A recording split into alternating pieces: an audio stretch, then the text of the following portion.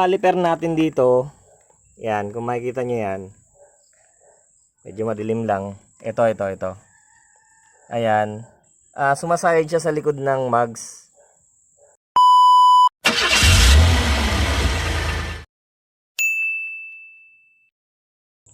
Yon mga ka-jeep, update lang tayo sa ating project. Medyo natagalan tayo sa pag-upload kasi medyo naging busy tayo. Ngayon ko lang papakita pero ito ay siguro mga isang buwan o mahigit nang nakakabit. Hindi ko lang napakita sa inyo. Kaya samahan nyo ako, ipapakita ko sa inyo ngayon. Yan nga pala mga ka-jeep. Nakakita na ako ng offset mugs para sa ating project. At totally ito talaga yung hinahanap ko na mugs para dito sa ating Tamiya. Hindi siya ganong ka-offset pero okay na rin siya kaysa kumpara dun sa dati nating nakakabit. Ito siya. Kung makikita nyo dito sa bandang gilid, ayan nakalabas na siya. Hindi kagaya nung dati, pasok siya ng siguro mga 1 inch ang pasok. Ngayon labas na siya ng siguro less than 1 inch. At least mas maganda na siyang tingnan. Ito siya old school yan, mga sinaunang mugs. Medyo nahirapan tayong maghanap ng mugs kasi kung makikita nyo 5 holes siya. Hindi siya dapat pang owner or pang kotse, kasi kalimitan ng owner at kotse ay 4 holes lang, pero siya makikita nyo 5 holes siya. Siguro pang pang mga AUB or tama raw. Kaya 5 holes yung kanyang butas. So, pakita ko naman sa inyo kung ano yung mga naging problema. Pero simple lang naman, nagawa naman ng paraan. Kung makikita nyo to, ayan.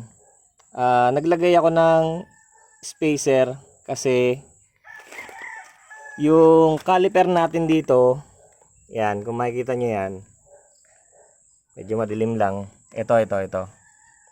Ayan. Sumasayad siya sa likod ng mugs. Pero konti lang naman. Ang ginawa ko ay nagkabit ako ng wheel spacer. Siguro 5mm lang yung kinabit ko. Para hindi siya sumayad. Para lumayo siya dun sa caliper. Kaso nga lang, ang problema, kung makikita nyo itong isang tornilyo, umigsi. Kasi nagkalang tayo ng wheel spacer. Kaya ito, meron pa tayong isang nakitang problema. Nung kinalas ko tong dating mugs, ang lakas pala ng kalog ng bearing dito. Ayan, kaya sa susunod na video natin, papakita ko rin sa inyo kung paano magpalit ng wheel bearing. Para siguro sasabay na natin tong isang tornilyo na to, palitan natin ng mas mahaba para makabitan natin ng tornilyo para kumpleto siya, mas maganda tingnan.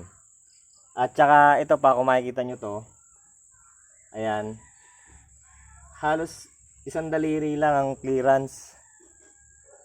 Dating nakakabit kasi dito ay size 15 pero low profile na goma. Ang nakuha nating mugs ngayon ay size 14 pero makapal naman ang goma, kaya kung makikita nyo, lumit yung clearance. So ang solusyon dito siguro, magpalit tayo ng mas manipis na goma, low profile, or kung makikita nyo to, ito tinatawag na lowering block. Pwede tayong magtanggal ng, makita nyo dalawang patong siya. Pwede tayong magtanggal ng isa. Siguro to mga 1 inch or half. Pag tinanggal natin niya, kung anong tinanggal nating kapal, yun din ang iaangat dito. So, pag-iisipan ko pa kung anong gagawin natin dyan. Kung babawasan natin ng lowering block or magpapalit tayo ng goma na low profile para at least magkaroon siya ng clearance, kasi sumasayad siya pag lumulubak at saka siguro pag maraming sakay. Kahit na hindi ko pa natatry kung sakyan ng mas marami, kasi hanggang 2 lang naman kalimitan ang sinasakay ko dito. Ayan. So, ayan, abang-abang lang sa susunod nating update sa ating Project Tamiya para makumpleto na natin siya. Kasi marami pa tayong dapat i-update gaya nito, itong Tarapal. Siguro susunod na rin natin yan. Yun, abang-abang lang. Paki-follow and share na lang po para maging updated kayo sa ating Project Tamiya. Paki-comment nga pala mga ka-jeep kung taga-saan kayo para at least malaman ko kung hanggang saan nakarating ang ating video. Salamat!